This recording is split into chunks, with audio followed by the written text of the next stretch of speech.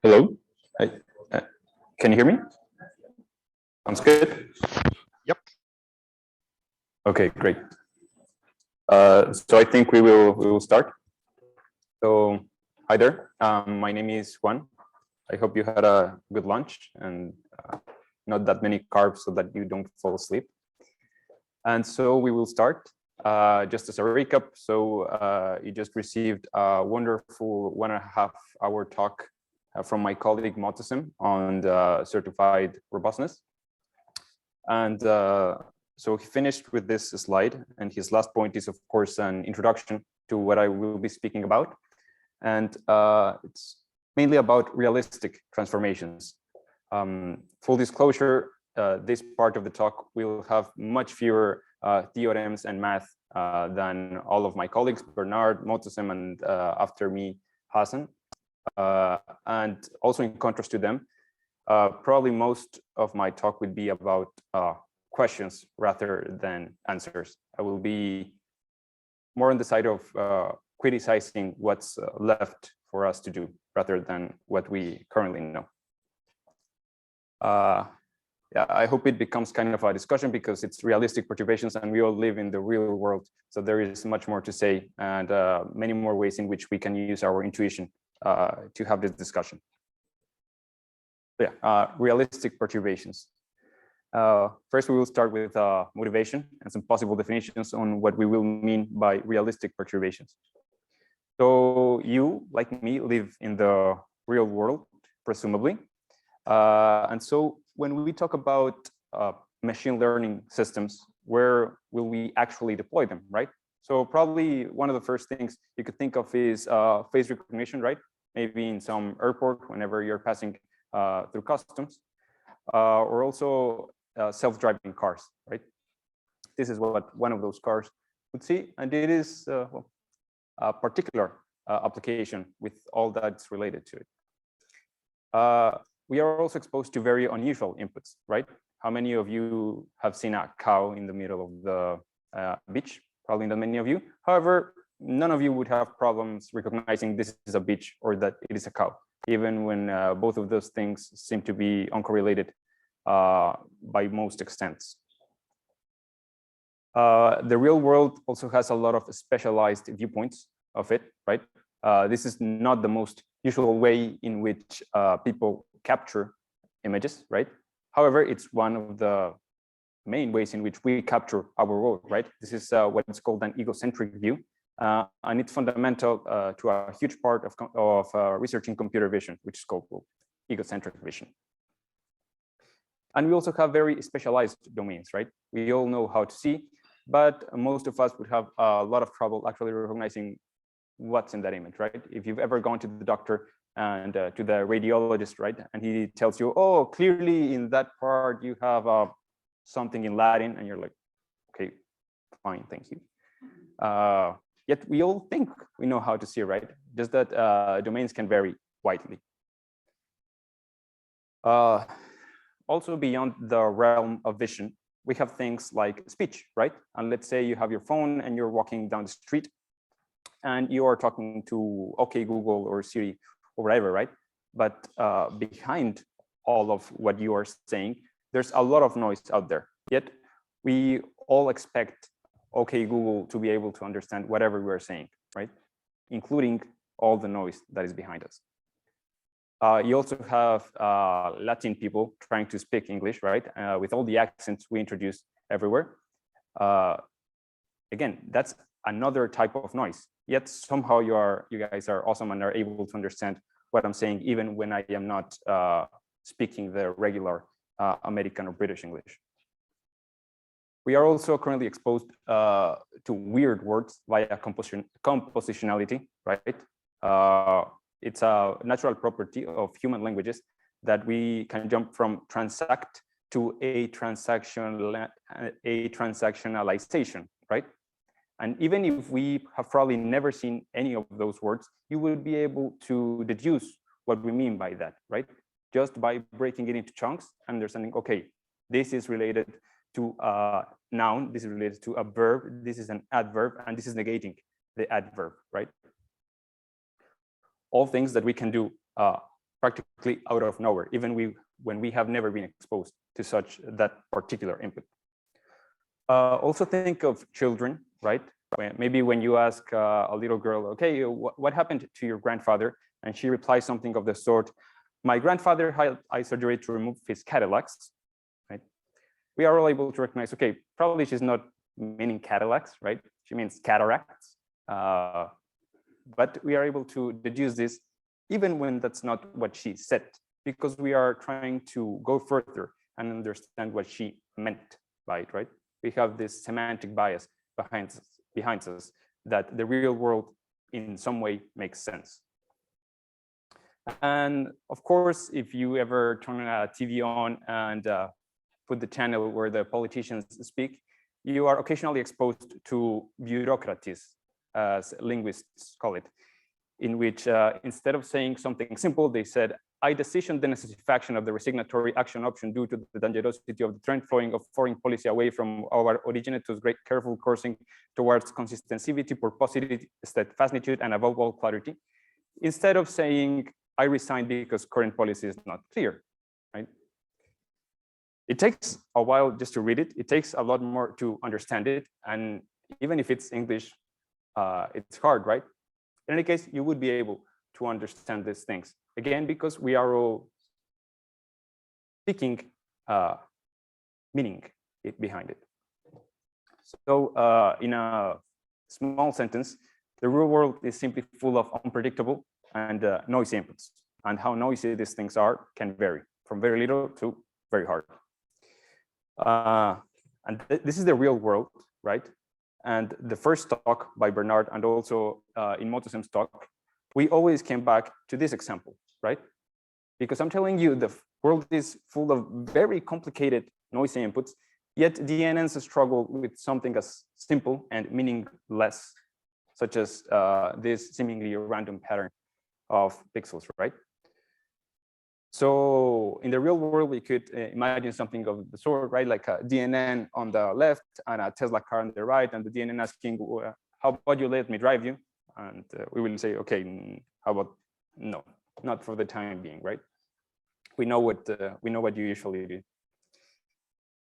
In any case, the usual reply you would get from anyone who works in deep neural networks, in robustness in particular, is, well, we had to start somewhere, right? Many of you criticized Motosem's use of Gaussian noise, right, and the L2 norms, and well, because it makes sense. Why would you use Gaussian noise? And Motosem's reply is, well, that's the one I know, right? So we started with something as seemingly useless as pixel level perturbations, and maybe we even got a bit obsessed with that model, right? The very first 2 or 3 years of the field were mainly obsessed with, okay, and what happens if you don't think of perturbations in the L2 norm, but in the L infinity norm, or maybe in the L0 norm? So what is the least amount of pixels you can perturb in the image such that you fool a neural network, right?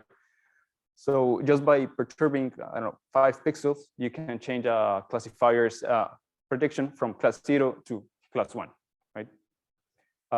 You can also ask a classifier, what is this? And after you perturb this many pixels, I don't know, 5 or 7, it jumps from plain to something other than plain. We also realized that it's not even just about perturbing inputs that make sense. It can also be about inputs that have no content at all, right? So does this have, can you guys see that? Yeah. This 0, there's no 0 there, right? But the neural network, just because we introduced these pixels, thinks it's a 0 and thinks this is an 8, right? So there is absolutely no semantic content there, yet the first 3 years of research in this thing found that this is the case. We can even get away with 1 pixel perturbations, right? You have a 4, then you add that pixel, and then you get a 1 according to some neural network. Okay, some of the research efforts went a bit further and say, okay, what happens if you try to exploit the actual content of the image? Okay, so what about like structures? So yeah, I think the contrast here is not serving me well, but believe me, there is some sort of rat here, and the rat is standing on like some pole, right? Or maybe the next image will make it a bit clear. Okay, no, it won't work, but there's a rat here, and turns out that yes, all of this noise would be able to fool a network, but actually if you focus on the fine structures of the image, you're able to fool the network even by just perturbing this many pixels, right? Why is this interesting? Well, because if these are imperceptible to a human, these are even more imperceptible to a human. So we know, like, to an even greater extent, the level of vulnerability, of brittleness, these neural networks are non-robust to. Okay, so yes, this is cool, but this is a talk about about realistic perturbations. So you would probably be asking yourselves, why were we still studying this thing? Well, in the course of that beginning of the field, we also realized that this extended even to other tasks, right? All of this has been mostly about just classification, right? I give you an image and you tell me what's in the image from this fixed set of classes. However, let's say you have these dogs right here, you perturb these pixels by some very small amount, and then you ask the neural network to perform maybe a more real world task, right? A more nuanced thing, such as segmentation. In computer vision, by semantic segmentation, we mean that to every pixel, you will tell me what is the class that lives in that pixel, right? So for instance, here we would expect it to say, well, dog, right? And maybe if it knows about beds, then it will say bed. However, when we introduce this noise, then it originally said dog, and now it says something that is just not dog, right? So this adversarial vulnerability also extends to more real-world tasks such as semantic segmentation. In computer vision, we also speak about object detection. Probably that's something you are already have already seen here and there. And it is given an image, put some bounding boxes around the objects that are present in the image and tell me what is in that bounding box. Again, when you fit this image to the object detector, it will work very well. And when you fit it after this noise, it will work awful. Originally, it said dog, dog, dog. And now it says train, cook, and person. And they are not even well put in the image. So again, this can have very real consequences for us. However, we must not forget that we are really dealing with the real world eventually. So here we would like to conceptualize it in terms of perhaps simple Venn diagram. So let's think of the perturbations that happen in the real world, right? Let's call these things realistic perturbations. Now, since we work with computers and with math, we are also interested in perturbations that are easily formalized, right? Because that's the ones we know. However, the overlap, right? This is simply not to scale. The overlap is, well, there is some overlap, but how much? We don't know. It depends on how good our formalization abilities are. But arguably, many of the things out there cannot be easily formalized at the very least. And of course, what most of the research has been devoted to is simply model it via an LP norm, right? So this thing also, of course, falls within the things that are easily formalized, yet the overlap with our actual interest, which is probably realistic perturbations, is very, very, very small. Indeed, we would like everything to be robust against LP perturbations, but the problem, the real problem, goes much beyond that. A few other thoughts about how realistic our initial attempts have been into addressing the original troubling issue is that, yes, you have this thing. Okay, fine. But how realistic are these attacks, right? Yes, there is one pixel that whenever you put it on, then this thing will jump from being a 4 to being a 1. But does that actually happen in the real world? What are the chances of that? Right? I don't have evidence, but I also don't have doubts that not that many, right? Furthermore, how realistic is the attacker behind this, right? The attacker is the one crafting all these noises. So how realistic is this? Just imagine that there were several papers trying to do this until one of them was able to, and it requires something that, I don't know, perhaps 5 minutes inside a state-of-the-art GPU, right? An algorithm that took an entire paper to describe it. So that means that the attacker, to be able to find this, must have access to all this computation, must have access to the data in which this thing was trained, must have access to all the parameters of the model inside it, right? And it must be able to query the model as much as it wants. If you were this malicious attacker, right, and you have all this control over the neural network you are trying to fool, you probably already have control over the entire system, right? All of these forward and backward passes, right? All of these queries to the model, probably you're already inside the system. The DNN is just a part of it, right? Think in terms of a Tesla model, right? Yes, the convolutional neural network is in there somewhere. But if you're able to do that to the CNN, it means that you already have control over the entire system. So in a sense, yes, maybe these noises exist, but maybe they are not findable in practice, right? So in a sense, the simplified setup is perhaps too simplified. As a way to exemplify what I'm saying, let's just consider a very simple issue. So let's say you have this image. The world is only consists of gray level pictures, right? And so you have the limits, right? You have black pixels and white pixels. And let's say you shift this image by 1.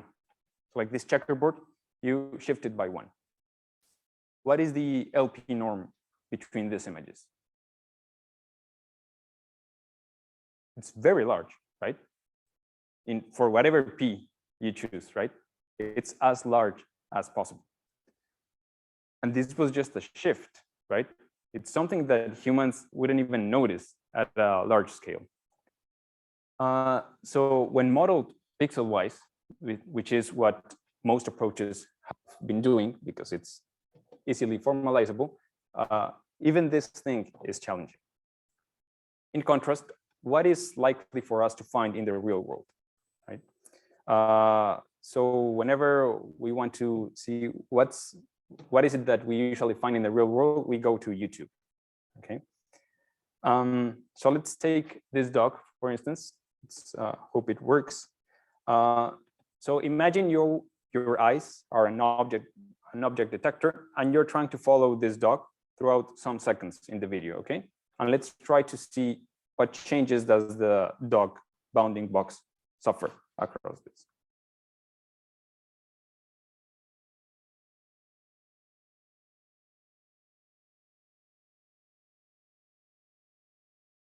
Remember, you're having like this bounding box around the dog.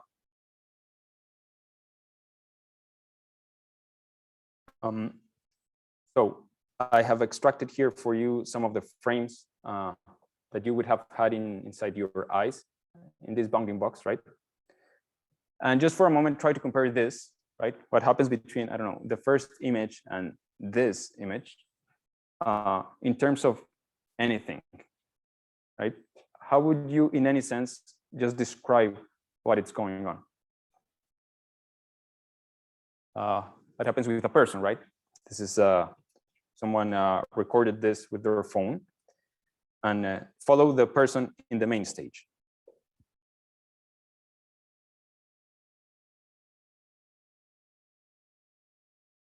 And again, here I have extracted for you some of the frames that arguably you would have detected in your mind's eye.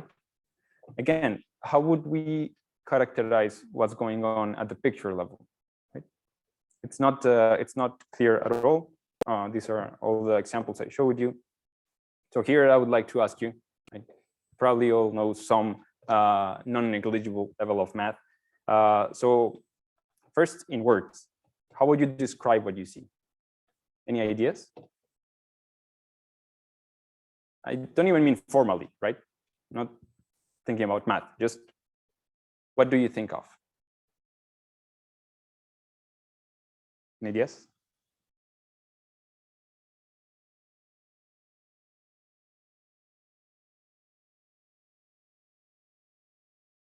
Someone?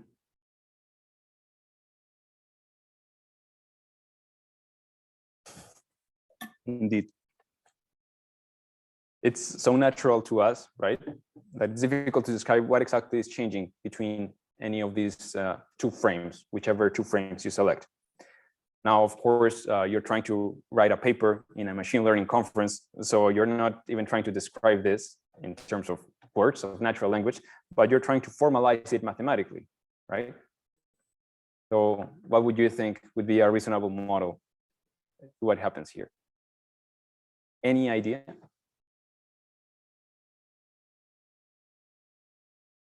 If anyone comes up with a good idea, we can write a paper.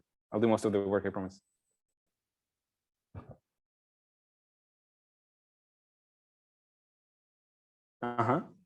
Yeah, so definitely the dog is changing its position, right? And with respect to the camera, probably the man in the camera is also changing a little bit. We can think also in terms of illumination, right? Maybe shadows, maybe occlusions. The dog's body is deforming throughout time, right? It changes its position with respect to me and also with respect to itself, right? Its pose, it's changing. The sunlight is changing. There are so many things that are changing that it's difficult just to enlist what is going on there. However, one of the first things you could think of is, okay, maybe there are like small color variations, right? But it's not a per pixel color variation. Maybe it's something that is happening somehow uniformly across the image. So if you ask a person who works on images, it will say, okay, maybe what's going on is you are changing the hue and the saturation. Right? Again, you all saw the previous slide. You know, that's not exactly what's happening, but maybe if you're a reviewer of one of these papers, you're like, okay, fine, I'll let it pass because I don't know what to do either, right? So researchers have done this, and they have explored. They are still simplified versions of an adversarial threat, but they are perhaps more interesting in the sense that they are more closely trying to model a realistic perturbation, right? Another line of research has gone into also like image level corruptions, right?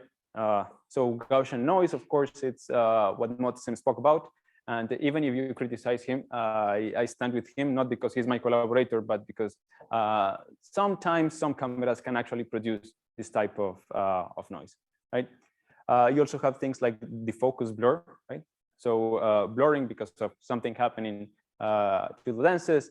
Maybe it was snowing that day, and so we try to model it computationally in some way. Maybe there was a motion blur, which I think we all saw in the video I showed you, right? We can also simulate this in the computer.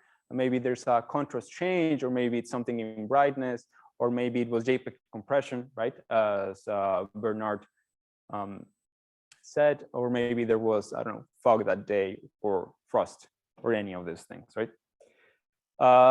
So essentially, things we can at least simulate in the computer, even if they are not as easy to formalize. So here, any questions or any like interesting thought you would like to put out there? Like compare the original formulation of this, right? The pixel level thing, to what we actually encounter in the real world. The gap is huge, as you probably agree. Yes, so any question?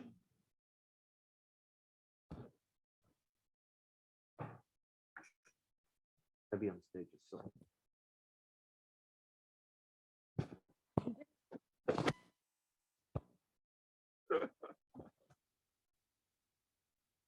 I mean, we're always talking about images, but in reality, our brain is three-dimensional. So we reconstruct, our vision is three-dimensional, and even if we have an image, we reconstruct in our mind a three-dimensional picture. So I think in all this, discussion, that's really one of the key issue. Indeed. So what some researchers have argued is that we all know the world is three-dimensional, right? We just collect observations of it via projections, right, to our eyes. But we all know the world is three-dimensional. However, the original argument was like, okay, but how will we ever operate just computationally in terms of 3D, right? It's super expensive. 2D is at least one dimension better, right? However, this simplified setup of mapping to 2 dimensions, as you point out, maybe the way out is to actually model the fact that there is an underlying 3-dimensional reality behind it, right? Because once we know that is there, and we know it is there, maybe simulating things there and then coming back to 2D is a lot easier to describe. And indeed, that is what many approaches have argued for. And if I were to bet my money, I think that those are the ones that will succeed. Thanks. Any other thoughts? Yep. Sometimes, for example, if there's a fly in the room and you want to shoot that fly, hard to see even all the way to almost in that. I did this.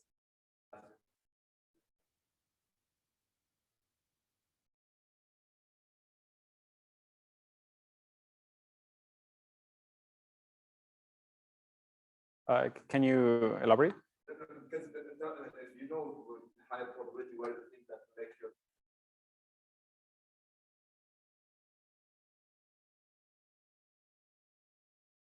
Yeah, so yeah, definitely. So many approaches in machine learning and in computer vision in particular work by attention.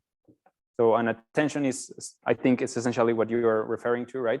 So while there are a lot of things happening in this room, our attention focuses only on a few, right? And that's a way in which we reduce computation. Indeed, many people have tried to exploit this from the point of adversarial robustness, yet it seems to be a very elusive problem. Attention does not seem to be the solution to this. Why? Probably the problem stems much deeper than just where we attend in the image.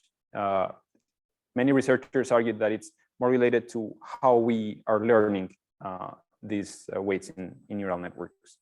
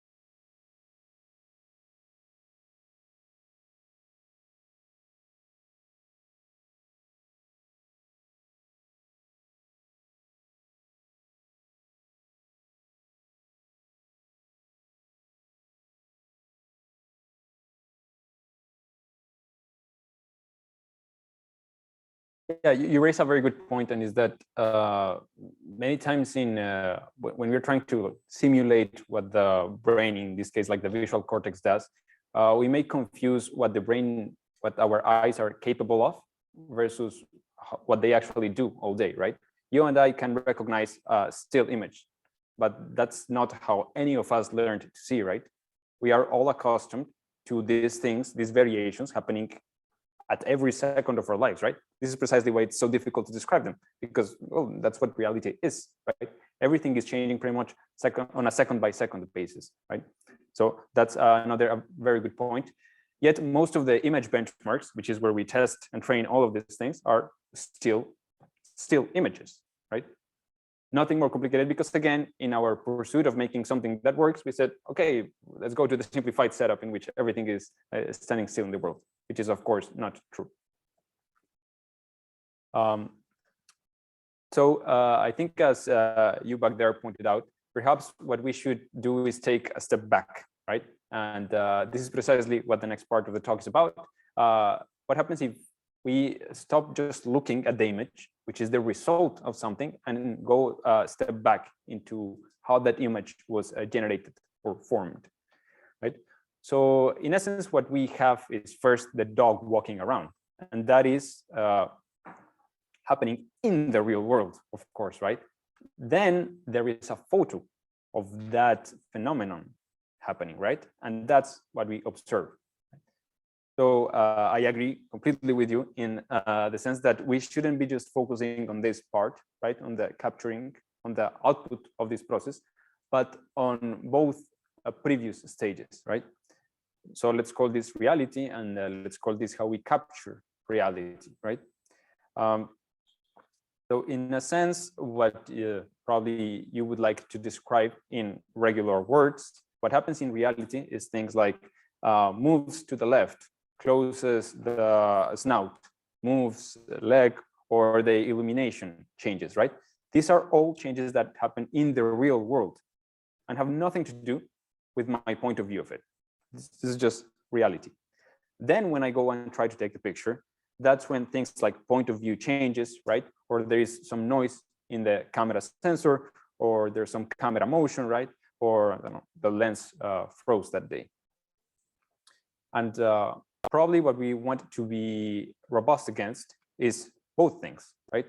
We would like changes, bounded changes in any of these two phenomena to not affect our output by that much, right?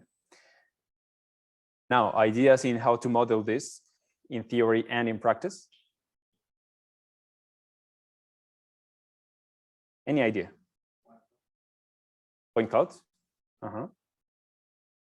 So point clouds is like you sample the meshes that that compose objects, right? You also need to model the physics, indeed, which is in itself a problem, right? Any idea or any comment on how difficult this will prove to be? Can anybody think of any industry in particular that has faced this issue in the past? Modeling the real world and how we capture it? Computer games, right? They are essentially that, right? So we would like to get in the middle of the image generation process. And so for that, I argue that we need to model both the reality and how we capture that reality. As you all mentioned, it is difficult to model, right? And it's in essence why making video games is indeed so difficult, right? You have to model a lot of things. And also in the video game case, you also need to do it fast. And in the case of training neural networks and exploring their input space, we also need to do it very fast, right? But in essence, what we need is a simulator, right? Now, let's say we agree that what we need is a simulator. There are a lot of issues just related to the simulator part, right? How realistic is the output? I think probably you are about the same age as me or older. Then you have probably seen how good graphics have gotten over the years, right? If you go and play a video game from the 1990s to one of today, the latest FIFA, the graphics have become tremendously more realistic, right? And if you go to any of these unveilings by NVIDIA, you can see that the amount of things we are able to simulate in real time now, it's amazing, right? Still, I think very few people would have good grounds on saying it's just as good as reality, right? There are still many things that we have trouble simulating, right? Just take sand or fire or any liquid, right? Some liquids, right? Very easily, even a child can say that looks weird, right? I don't even know why it looks weird, but it looks weird. That's not water, or that's not sand, or that's not fire. Faces, right? We are very good at finding when a face does not look real, right? There's also an associated computational cost, right? Maybe if you have ever read anything about graphics, you know that one thing is the 3D world existing out there, and when you want to see it somewhere, you have to do a lot of computations to generate that image, right? Which is what we call usually the rendering process. Also, many of these things are very good, but in very constrained domains, right? FIFA is very good at modeling football games, right? Very difficult to model something else. Grand Theft Auto is very good at simulating a lot of things, right? But whenever we get to a particular domain, it becomes much harder. And again, finally, what are the characteristics we can play with, right? Certainly, there are many factors out there in FIFA, in their players, in how the ball looks, but how many of these characteristics can actually tune to my will, which is what I will need if I'm trying to explore all the vulnerabilities of a neural network that operates on top of these things. Now, for a moment, just assume we have this almost perfect simulator, right?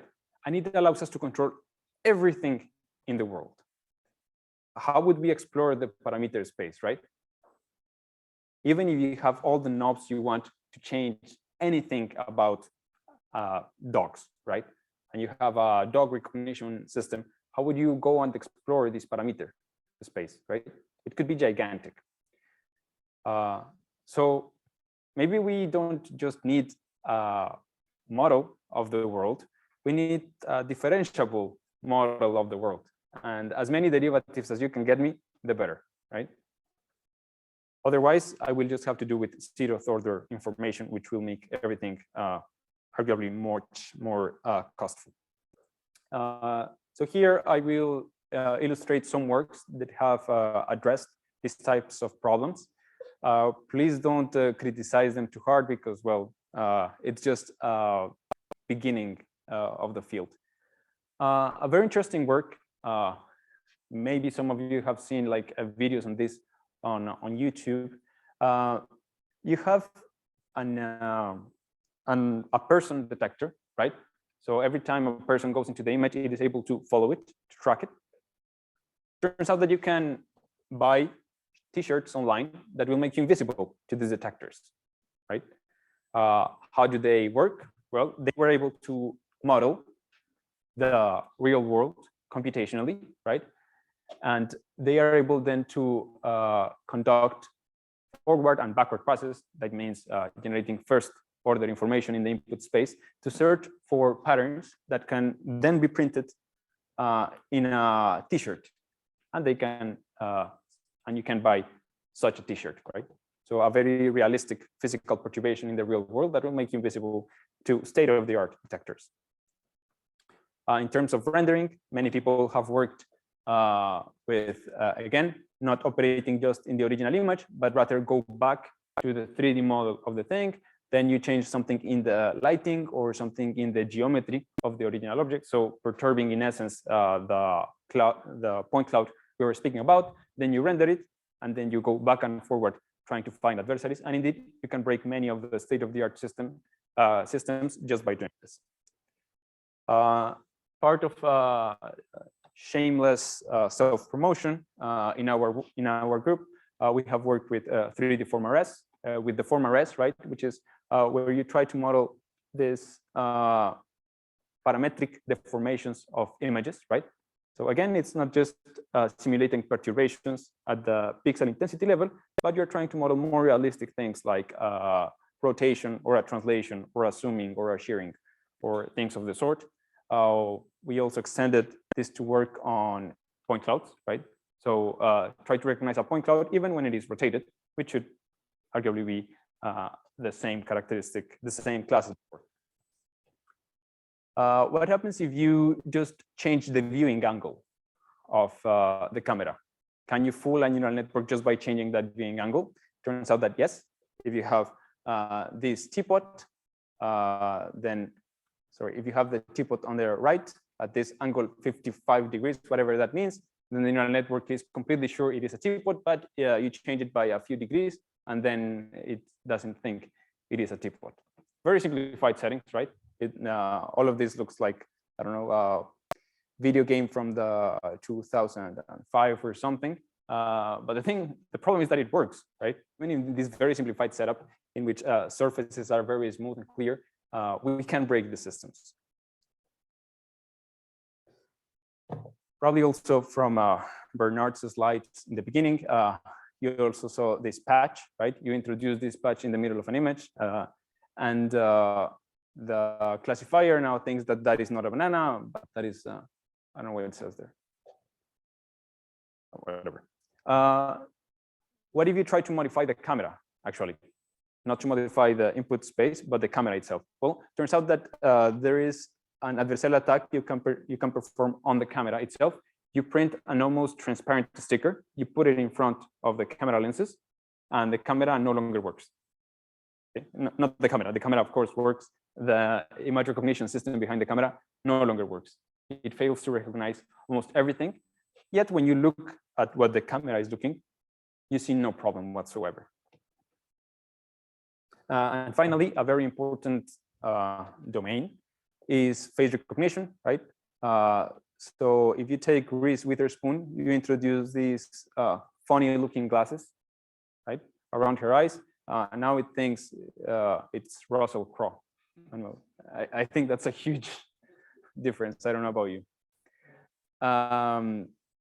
However, this was done kind of brute force. Just take a bunch of images of real world celebrities, right? And let's say this thing is the area where the glasses go. And let's try to find some crazy colored pattern that makes the neural network mix those two people. In a more recent work, people tried to simulate faces by running what I think is like the Lara Croft simulator from the 1990s, and then pass the output of this through a face recognition system.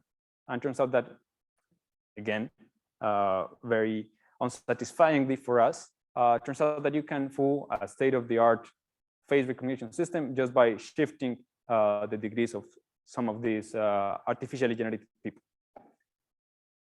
And of course, I think you will all agree that face recognition systems are a very important part of our everyday lives, right? That's why we use them from opening our phones to opening things at the Pentagon.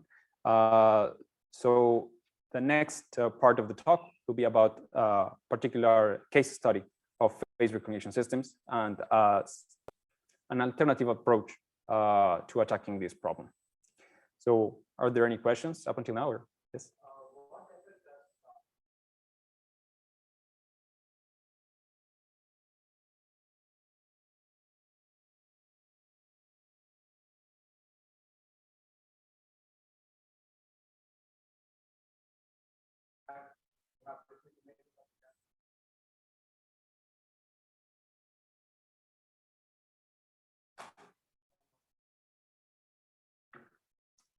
Yeah, so definitely, I think what you're referring to is like data augmentations that are performed during training.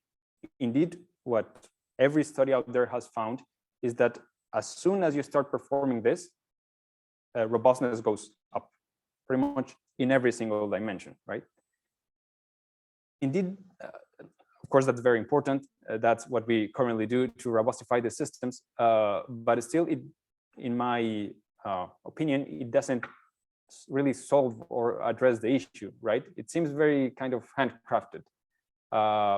In the works of important people in the field that work on things like causality, they say like, you're just doing curve fitting, right? It's just that you're adding more points to your data space. I think a good analogy is that you have like all the space of possible things that could happen. And every time you collect some data set, it's like you develop an island of data there, right? But of course, probably the most important feature about intelligence is generalization, right?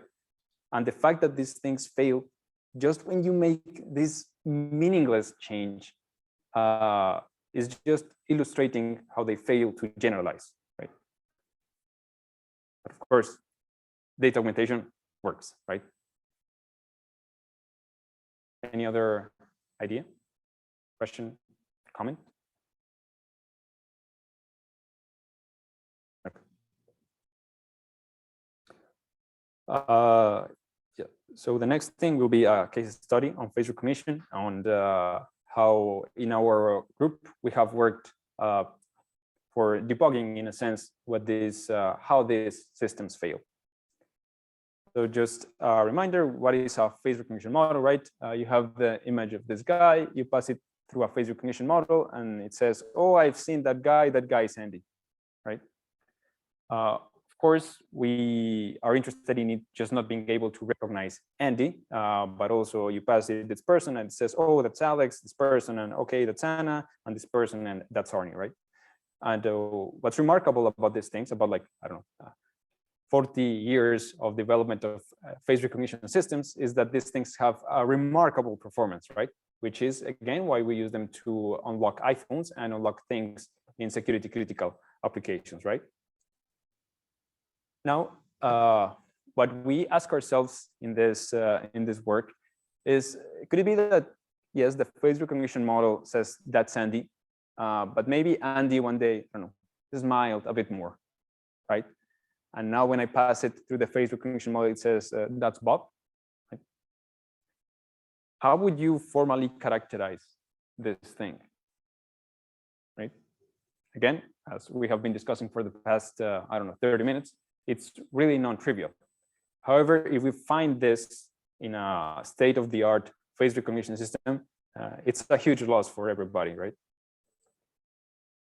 Of course, you will now think this is somehow possible because after 6 hours of talks on neural network robustness, we all know that they are not that robust, right? They fail unexpectedly. And so you have this cat and you ask it, you give it to your state-of-the-art recognition system and it says, yes, that's a cat. But when I add some meaningless perturbation and the same cat comes out the other side, now it thinks it's guacamole, right?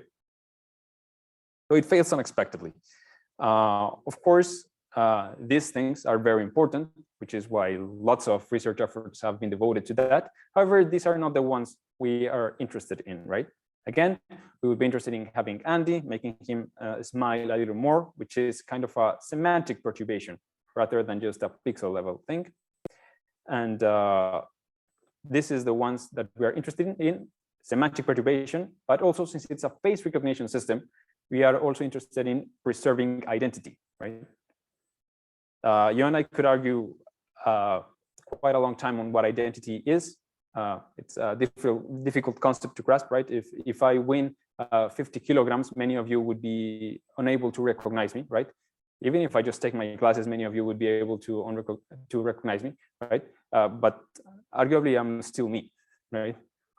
However, what do you think should be our expectation for a face recognition system, even when humans fail to meet those expectations? Right? Not clear.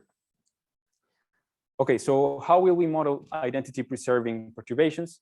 So our previous work, which I showed right here, tried to do this with some simulator of faces in which the poses are parameterized and everything, but that looks very weird. It looks awful, if I may say, right? Face simulators that are out there and that are differentiable look awful. So in this work, what we leverage is some deep learning systems called GANs, generative adversarial networks. Just a head count, how many of you have heard of these things? Okay. So they are a particular type of neural network. They are kind of more a way in which neural networks are trained, right? And it's adversarial because in essence, they are two neural networks fighting against one another. One is trying to recognize when the other one is producing realistic outputs, and the other one is trying to fool the first one, right? that's mostly unimportant for the purpose of this talk. What is very important for this talk is that you know that GANs can generate amazing synthetic human faces, right? So in the next slide, I have put 8 images in total. Some of them are fake. Now, would you be able to tell me which ones are fake and which ones are real? Any ideas? Fake ones, fake ones. The red hair you don't like? Okay. It looks fake. Any ideas?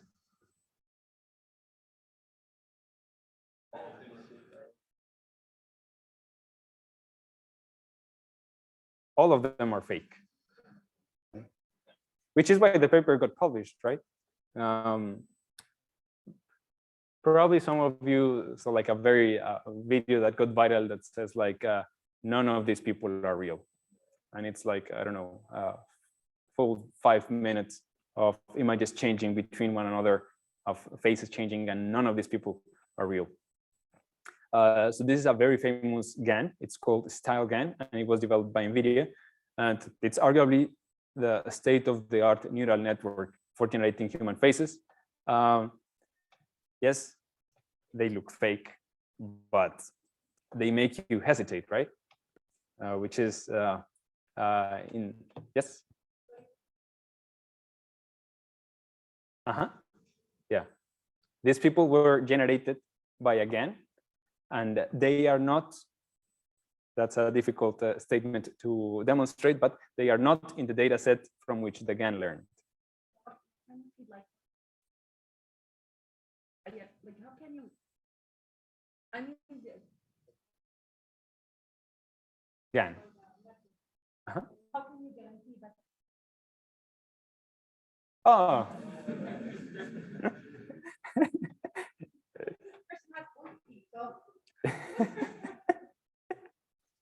Yeah, that's don't hold them accountable on the exactness of the claim.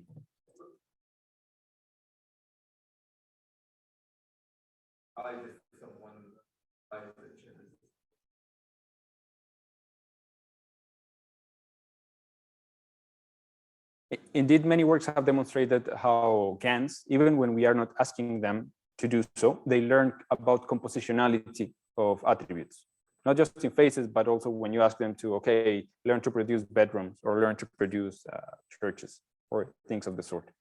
They very quickly realize, okay, churches have doors and they have pointy things and they have windows, and they learn to compose them in a sense. Indeed, like that's probably what any of you would do if I ask you to somehow produce a human out of nowhere, right? Okay, it has 2 eyes and I will change the colors here and there. Right? In any case, they are all fake. And even if you are indeed able to tell they are all fake, they made you hesitate, which reminds me of a quote I like very much. Probably you know about like the Turing test, right? The one proposed by Alan Turing, like when will we get artificial general intelligence? Oh, okay, it's when a human fails to recognize that whoever he's talking to is not a human. A quote I very much like about that type of Turing test is that, well, in a sense, it's not so much a challenge for the machine to pass, but a test for the human to fail, right? Whenever a machine passes the Turing test, it's rather the human who failed, humans who failed. Okay, so how does a style GAN work? How does any GAN work?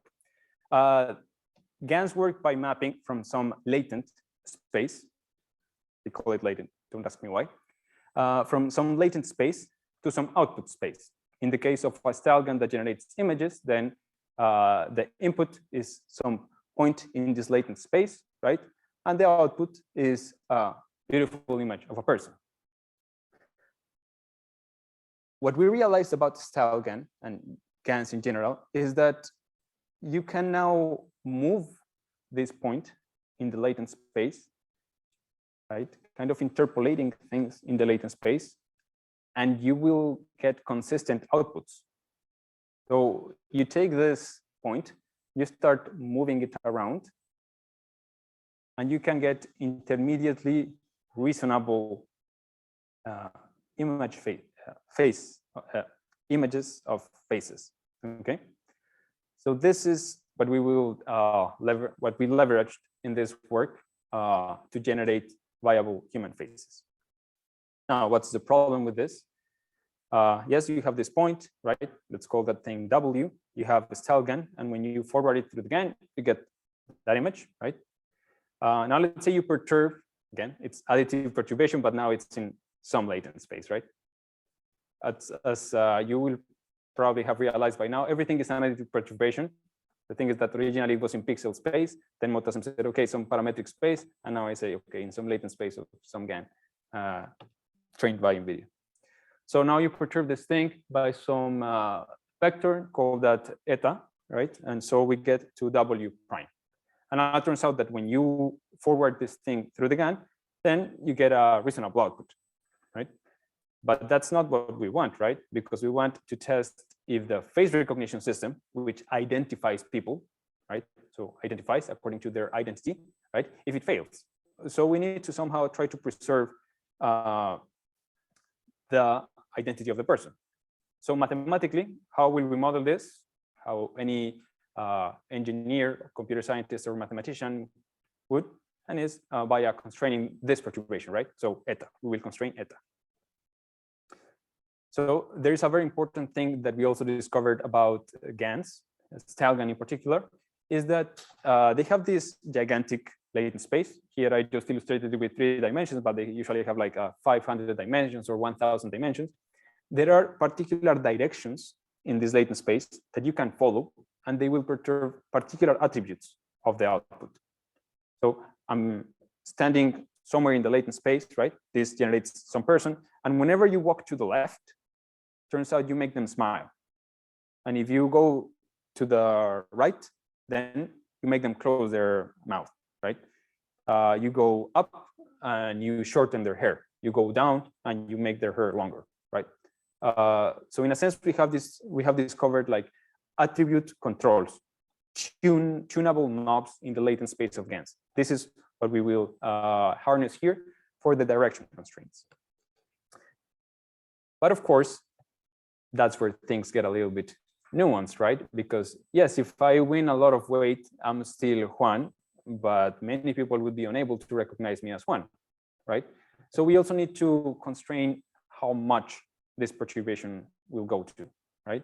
So there will be a magnitude constraint there.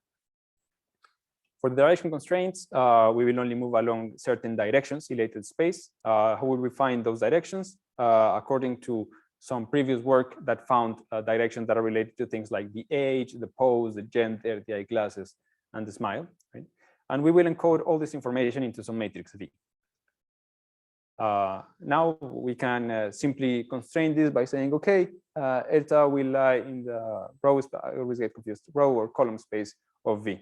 And so in terms of delta, right, you just multiply and you get eta. But so eta is in the latent space of the GAN, while delta is in the space of the attributes, okay? And in terms of the magnitude constraints, we are trying to figure out how much to perturb each attribute individually. So we find some very small quantity per attribute defined by me, by Juan, because I looked at an unreasonable number of style GAN images trying to determine these epsilons, right? So you believe me, and we codify this information into some matrix M. And now what we will do is like this Mahalanobis distance for delta. So we have defined our direction and magnitude constraints. How does this look in practice? Well, you had your original point. Remember, that's called W. And some eta that you add to W. Now, by the direction constraint, you're making eta lie in this subspace, right? So it will be constrained to lie, in this case, plane.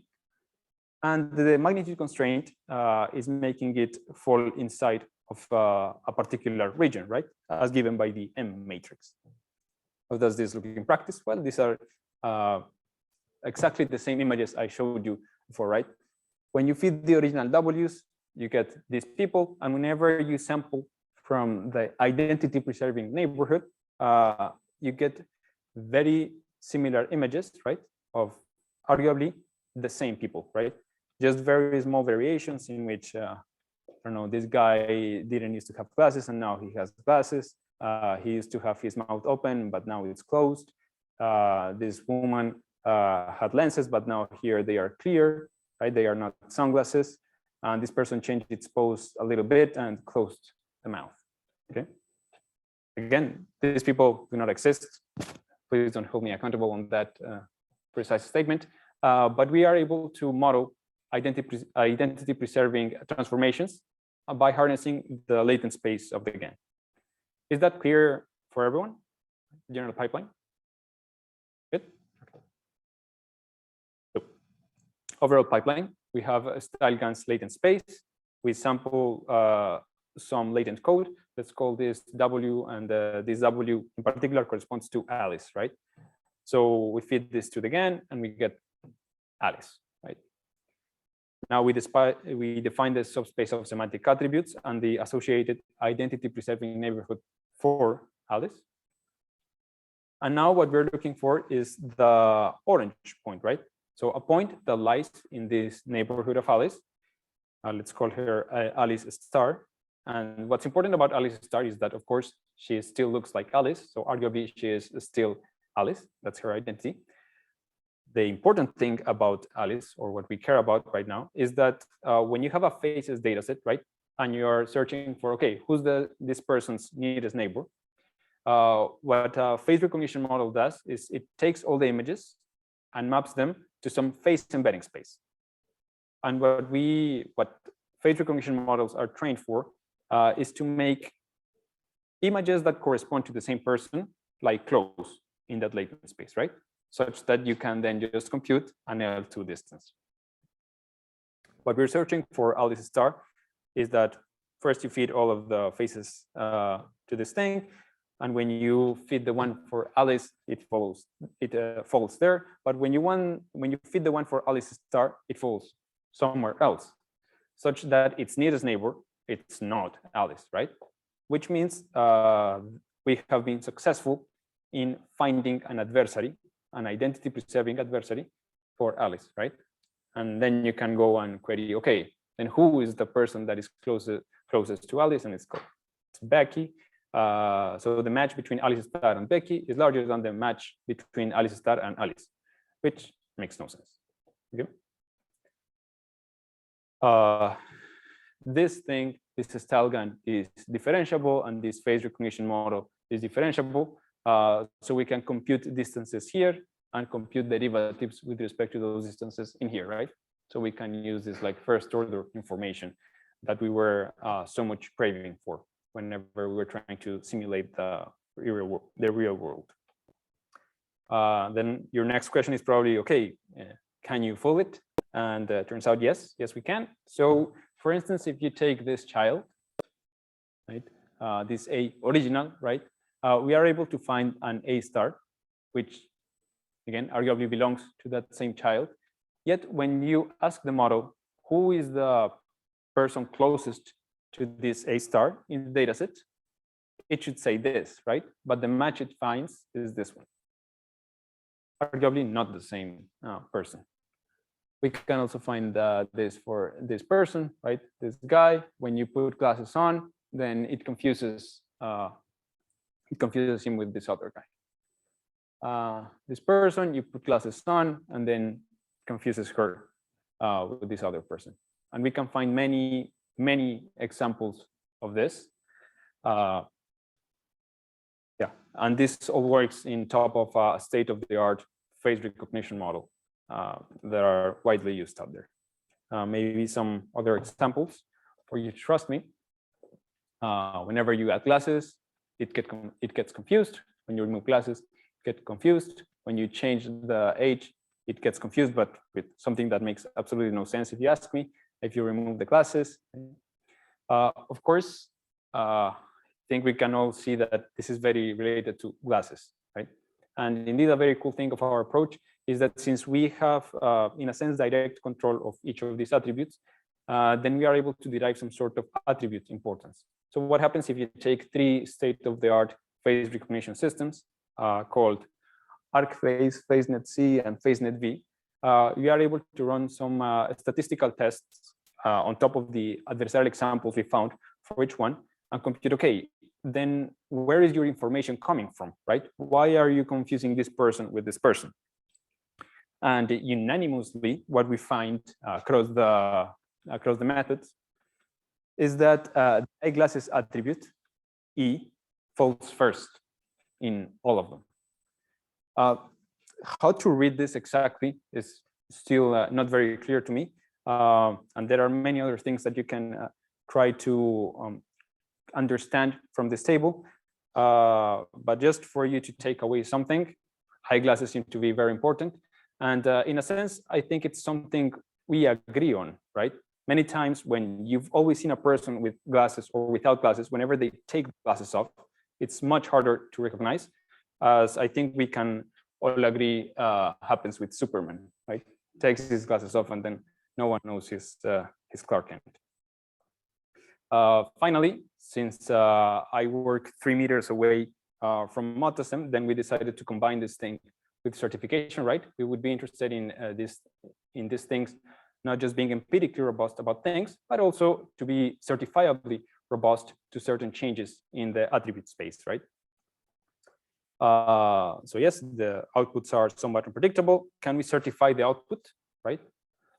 Can we certify that certain changes in the input space do not make such large changes in the output space, in the phase embedding space? And turns out, yes, via randomized smoothing, which was what Motasem spoke about in this morning. So how does this work again?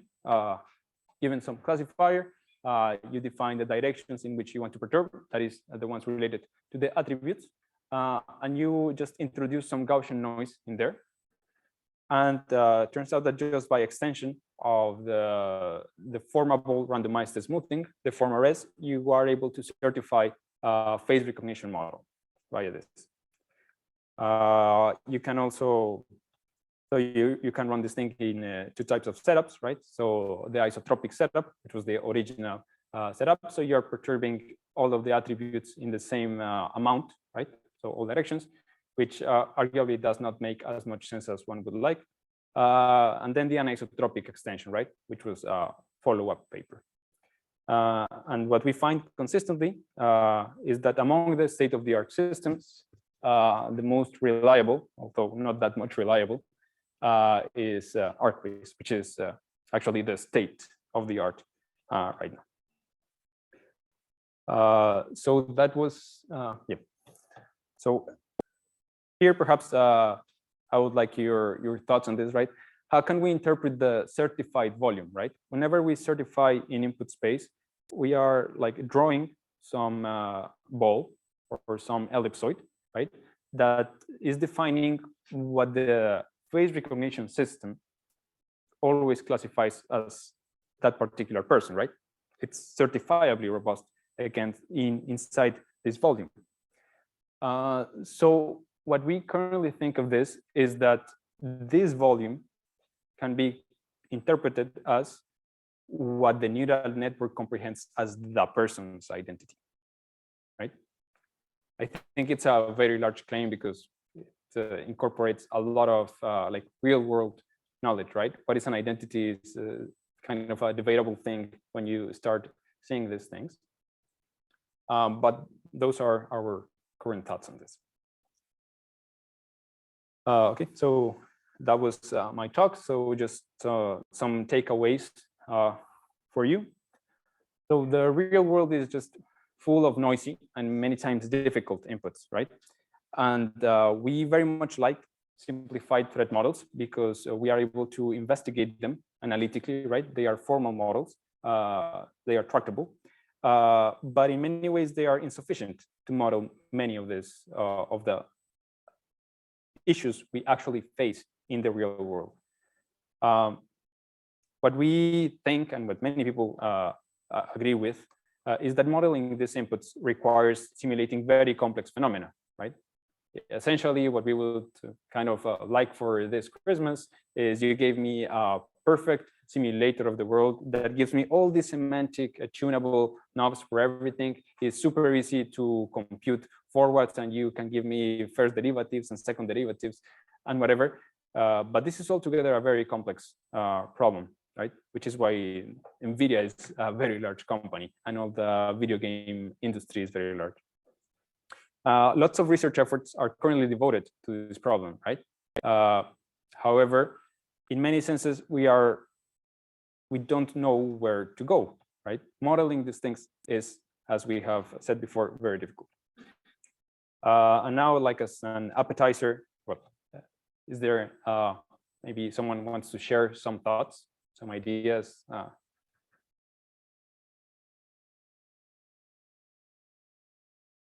Yeah? Okay.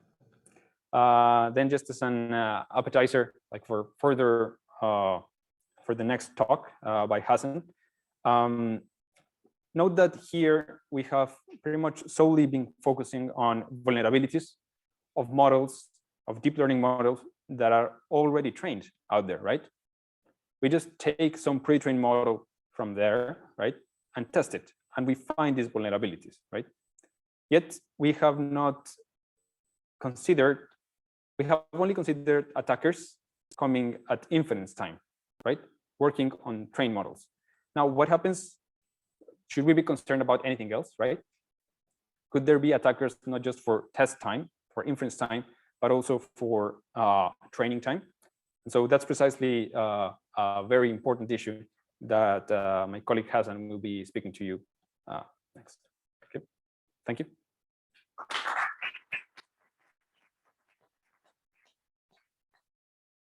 If anyone has questions, or we go to a 10-minute break.